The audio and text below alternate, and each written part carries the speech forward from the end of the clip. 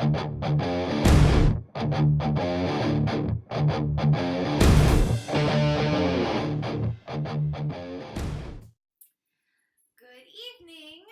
This is the Quirky book Sirens. We're going to talk about... Maybe say hi first. Hi. She's really exciting, isn't she? We're going to be talking about Jamie McGuire's Beautiful Disaster. So how we started reading this book is she read it. She put a review on her book review blog, Cellar Door Lit Rants, Cellar Door Lit Rants and Reviews. And then I read it, and I was like, read the review, and I was like, oh, I kind of want to read this book. And then I read it too, so we decided to do an episode. So first we're going to give our general overview, and then we're going to talk about some issues in the book that are, like, were kind of brought out by other reviewers and what we've, like, ourselves kind of thought about stuff in the book. Anyways, why don't you start with what you thought of the book? Talk about it.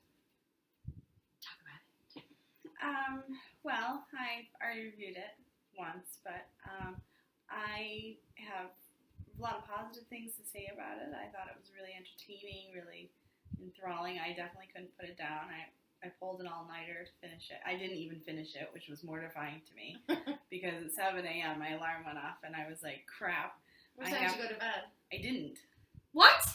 I didn't go to bed. You literally did not go to bed at all? I did not go to bed. Oh my god, that's horrible. You're not supposed to do that anymore. And it was a Sunday you have night. a real life, a real job. It was a Sunday night, and it was a Monday morning, and it just set the whole week just wrong. Who does that anymore when you're in your 30s? Are you kidding me? I know. It was really rough. I mean, I love to read a book all night, but I usually cut the light off at 3. I couldn't stop.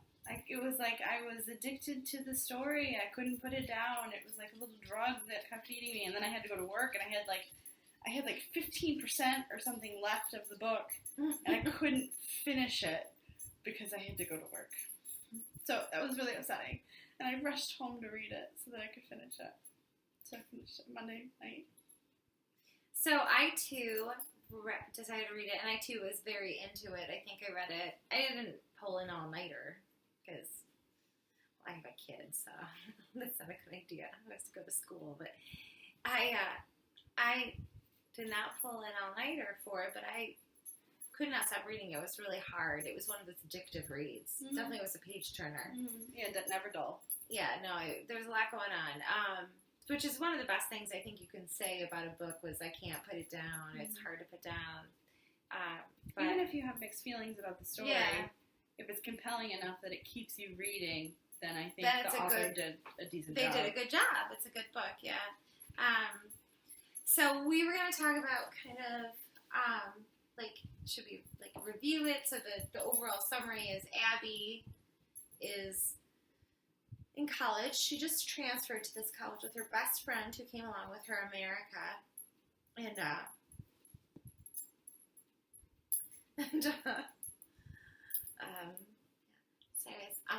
Her best friend, America, and we know she's got like some sort of sordid past that she doesn't want people to know about.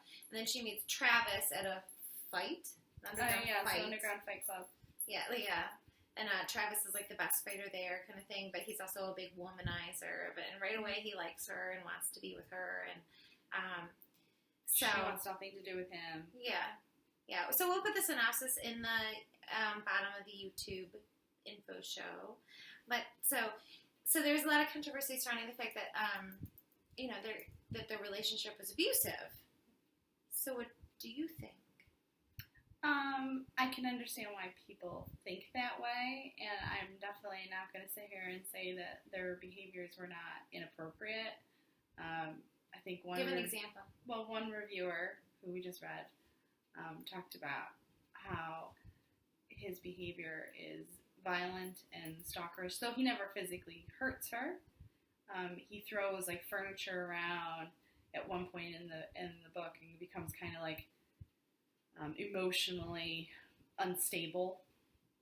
Because of her. Yeah. And it was equated to a stalkerish type of violent behavior.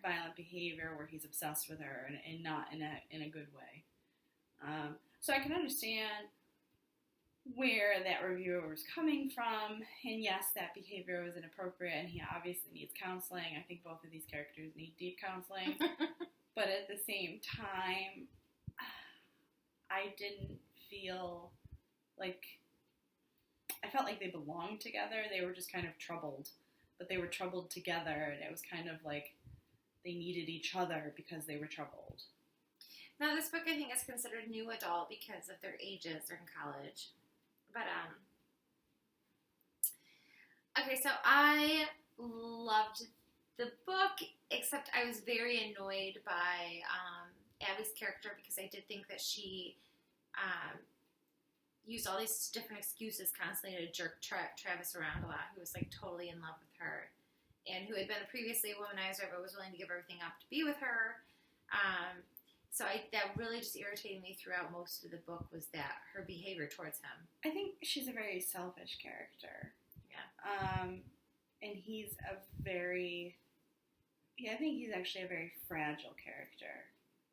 And she's the strong, emotionally insensitive one. He's the very sensitive, emotionally inappropriate one. Yeah. Type of thing. Yeah, I think that was a good analysis of it.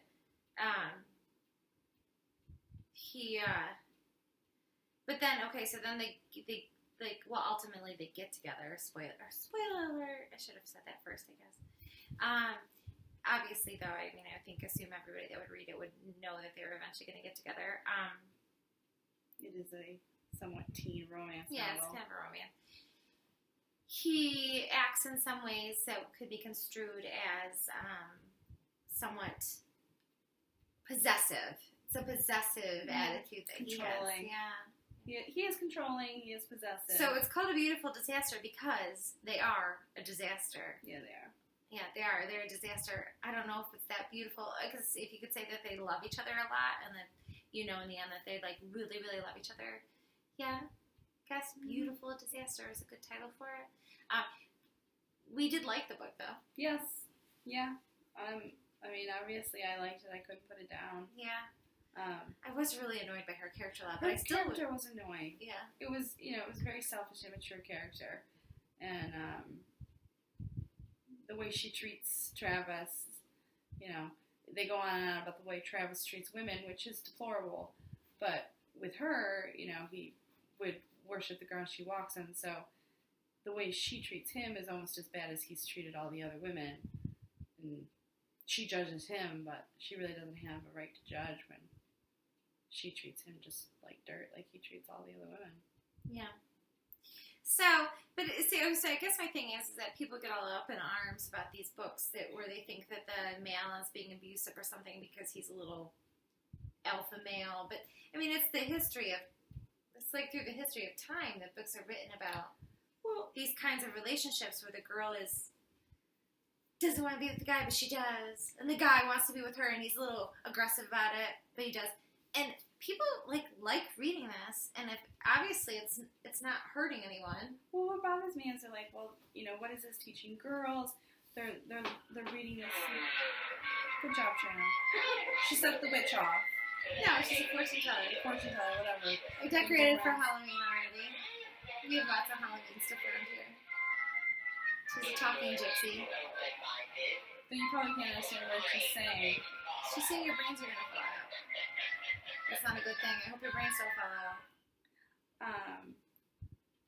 I don't even remember what I was saying. You were saying we were talking about the way people talk about, or we were talking about books. Wait, the fact that so they say that the young girls shouldn't be reading this type of book because it's giving the impression to girls that that's how they should expect to be treated by men, and that's how they should want to be treated by men, and then in the same vice versa, that some boys could read this and think this is how girls want them to treat them, and so they're going to treat girls that way.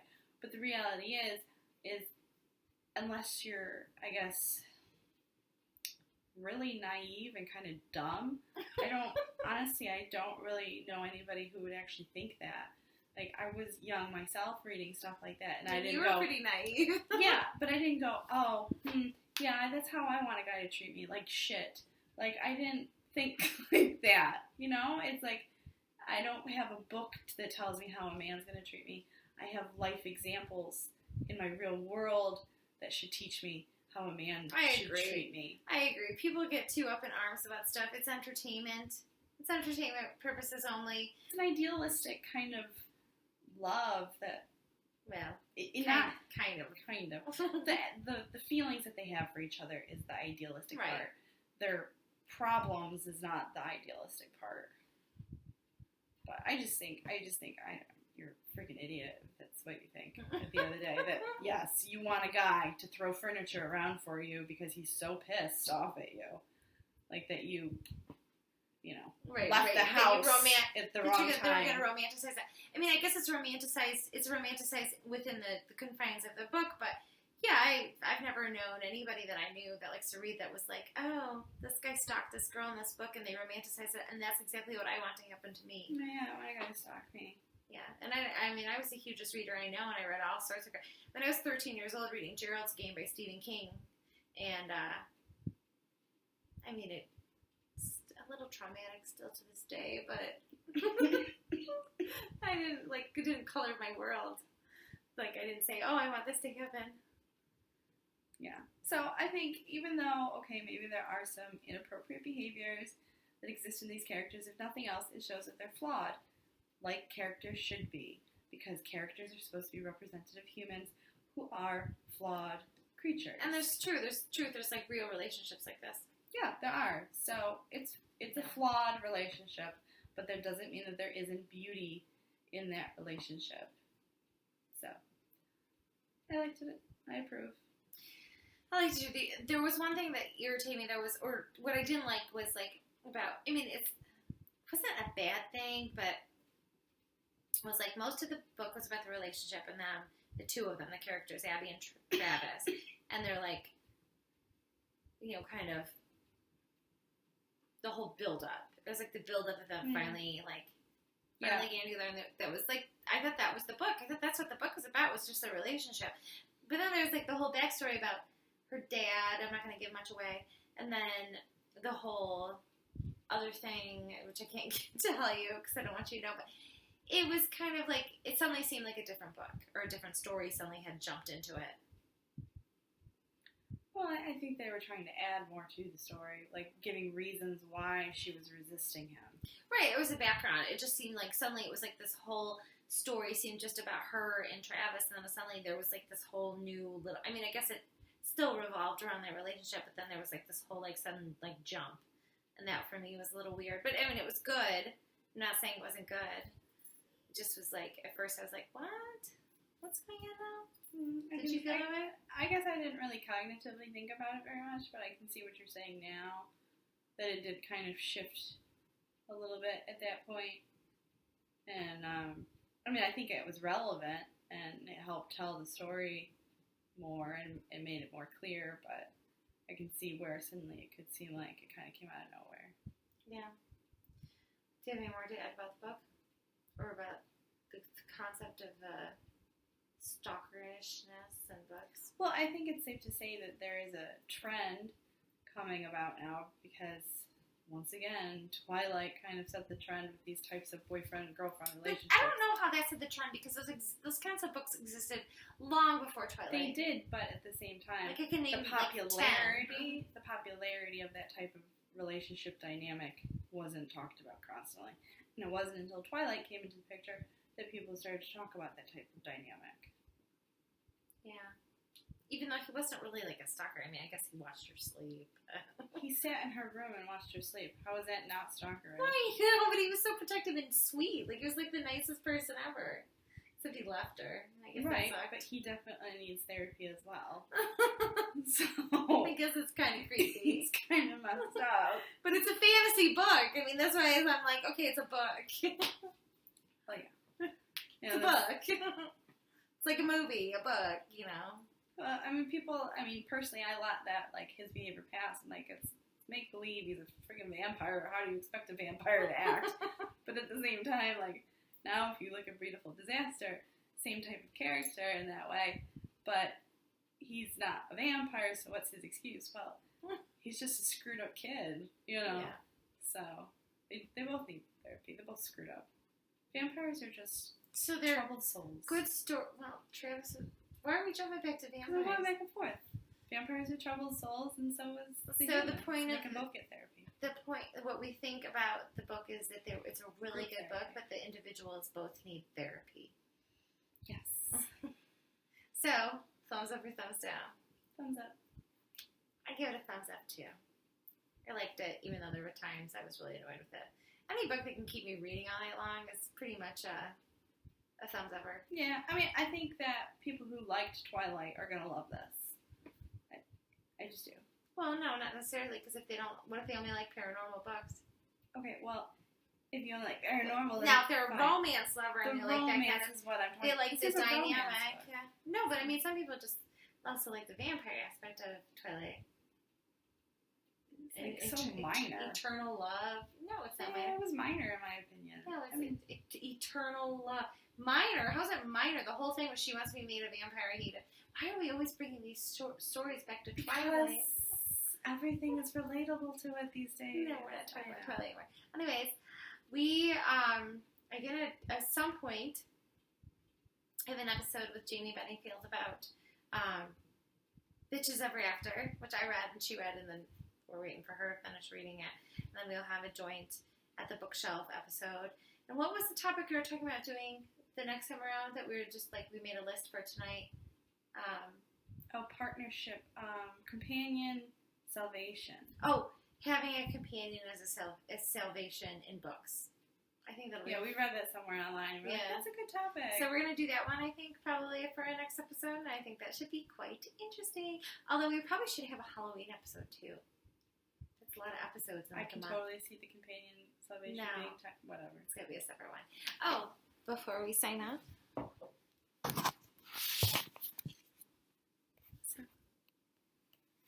Why is it not working? Oh!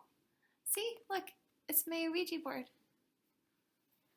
I repurposed it as a wall hanging for Halloween, and I've been very proud of it for the last 2 years. So thank you, and have a good night.